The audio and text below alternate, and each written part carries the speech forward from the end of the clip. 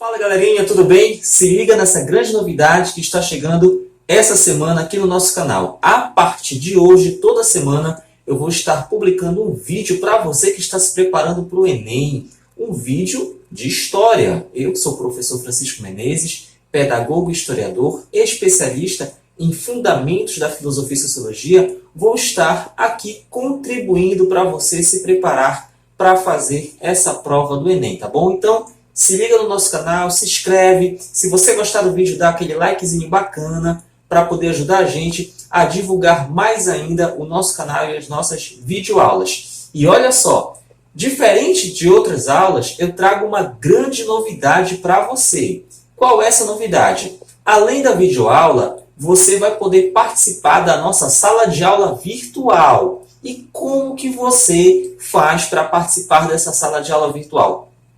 É só você baixar um aplicativo, vai lá na tua Play Store, tá? Baixa o aplicativo Google Classroom.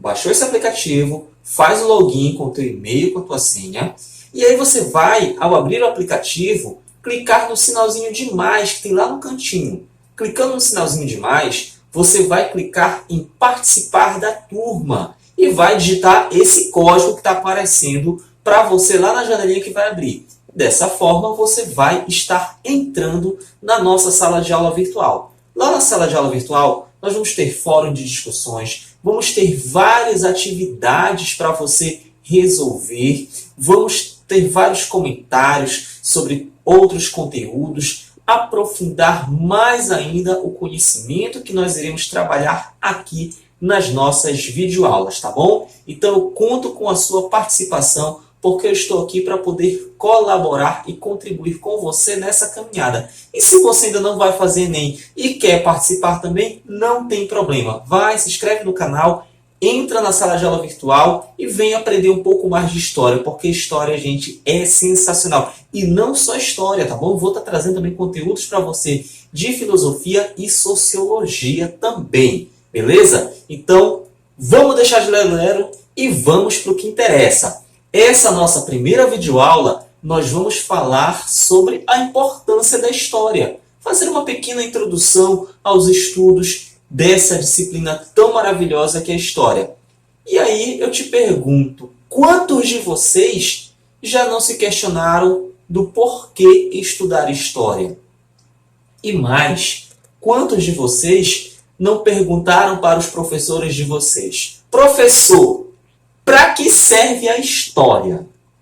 E eu estou aqui para responder para você o porquê estudar história e para que serve a história. E aí eu começo a explicar para vocês o motivo de se estudar história e para que serve a história, utilizando a frase de um filósofo norte-americano, George Santayana, que ele dizia o seguinte: aqueles que não lembram o seu passado estão condenados a repeti-lo. Portanto, a história nos permite entender como que as sociedades se construíram fazendo parte de um processo de desenvolvimento histórico.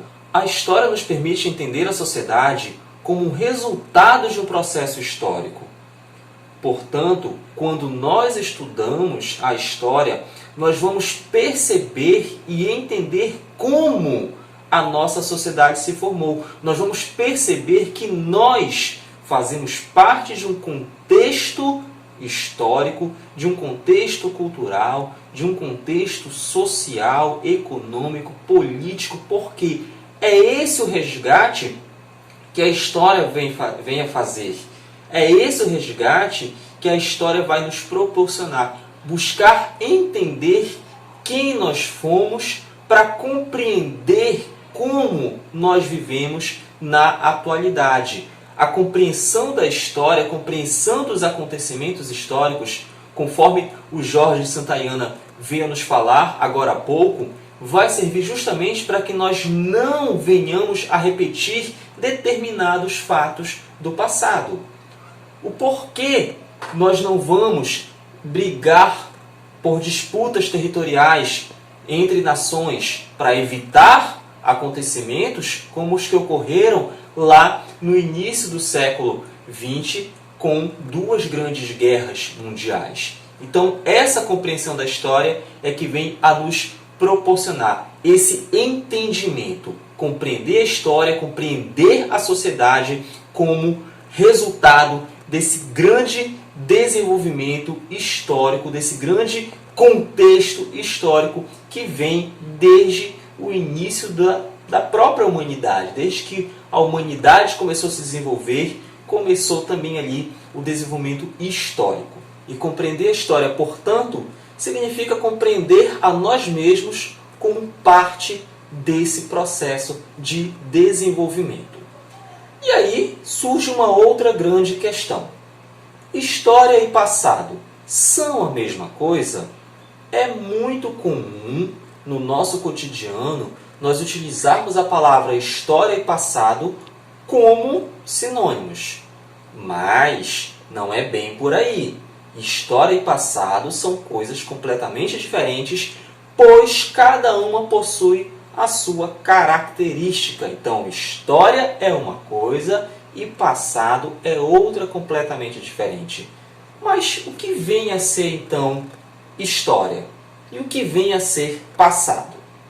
Passado é tudo aquilo que já passou, que já aconteceu. Já a história é quando eu pego um determinado fato passado e vou analisar esse fato de forma a compreender quais as características daquele momento, quais as mudanças, dentro daquilo que eu quero analisar, dentro daquilo que eu quero estudar.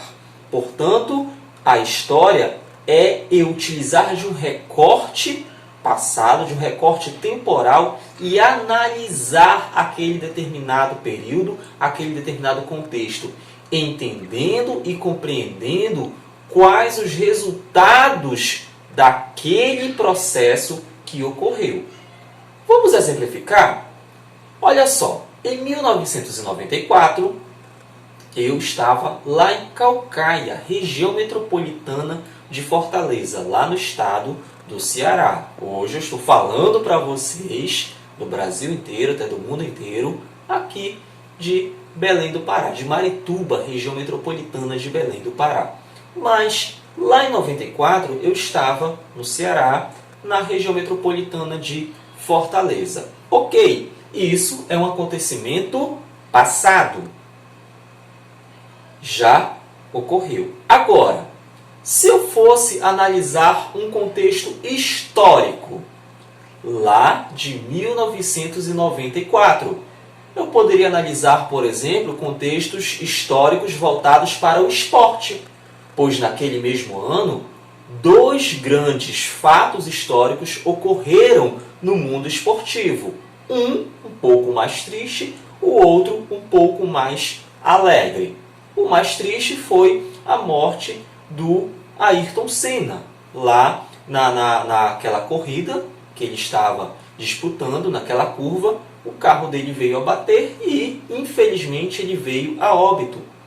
Foi uma grande tristeza, isso foi uma comoção nacional. E olha só que interessante, se eu fosse aprofundar mais ainda, né, todo o processo que envolveu essa comoção nacional, por que o Brasil inteiro se compadeceu?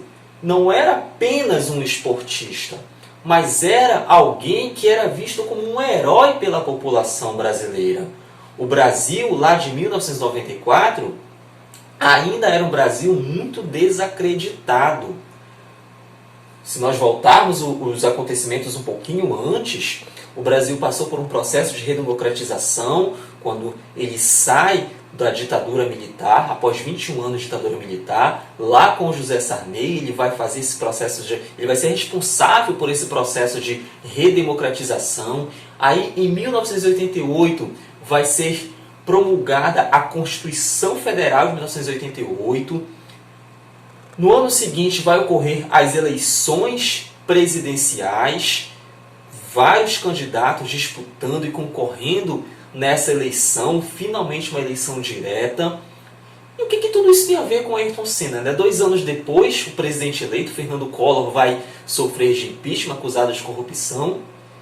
E aí surge, desponta, esse grande ídolo nacional, que já no finalzinho da década de 80, conquista o seu primeiro título e vem cada vez mais conquistando o coração dos brasileiros. Naquela época, o brasileiro ele estava muito desacreditado com a política, com a economia. E esse brasileiro, o fato do Ayrton Senna despontar como esse herói, como esse grande esportista, fez com que o brasileiro enxergasse nele um grande herói, principalmente pela forma como se deu as suas conquistas, as suas vitórias. Eu me recordo que, se não me engano, foi no ano de 1991, a primeira vitória dele aqui no Brasil, ele ganhou com o carro em situações precárias e ele chegou em primeiro lugar. Então, qual era a mensagem que tudo isso passava para o brasileiro? Olha, tá ruim, tá difícil, tá complicado, mas nós somos capazes de vencer. Então nós tivemos, dentro desse ano de 1994, que já passou, eu citei para vocês um acontecimento passado da minha vida, e agora eu estou associando os fatores históricos. O outro fator histórico que eu falei para vocês voltado para o esporte foi a conquista do tetracampeonato da Seleção Brasileira de Futebol Masculino lá nos Estados Unidos, na Copa do Mundo dos Estados Unidos, em que o Brasil foi novamente campeão mundial após 24 anos de espera. Olha só que interessante, né? Falei de algo passado e utilizei de recortes desse passado para contextualizar a história. Eu acredito que agora ficou bem mais fácil de entender a diferença entre passado e história. Não ficou? Então, espero que você tenha entendido e compreendido a importância da história, a importância de se estudar a história e, principalmente, qual é a diferença entre história e passado. Na semana que vem, na próxima aula, eu vou trazer para vocês a divisão da história. Como que a história foi dividida e é dividida, e vamos levantar alguns questionamentos. Será que essa divisão da história é a mais correta, é a mais coerente a se utilizar? Não perca a próxima aula. Abraços e até mais.